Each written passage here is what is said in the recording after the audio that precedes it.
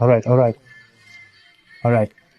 Here we have Cheryl Spark working with a 1000cc engine, and she is calibrating the valves.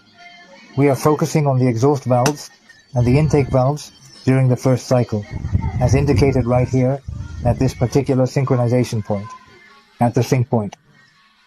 We have now reached the first piston. Exhaust valves, intake valves.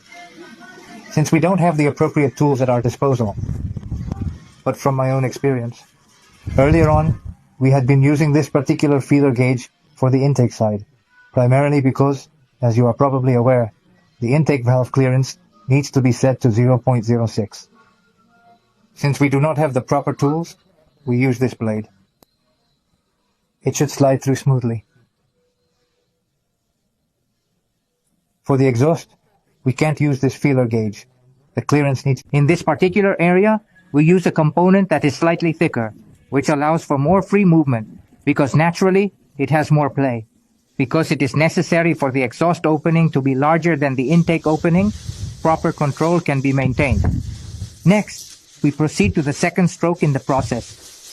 Since the relationship of the engine sequence is 1, 3, 4, 2. Now we move from piston 1 to piston 3 in the sequence.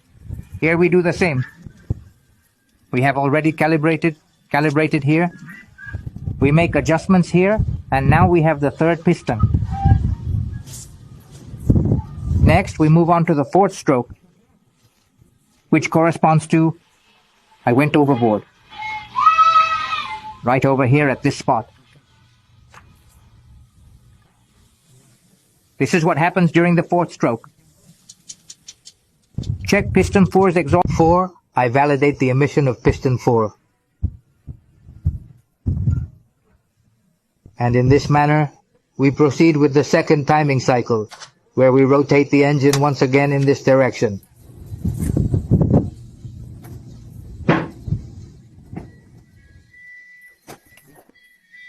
Alright, now we have the second piston here, which includes both the exhaust valve and the intake valve, ready for further calibration. For the intake valves, we take this measurement.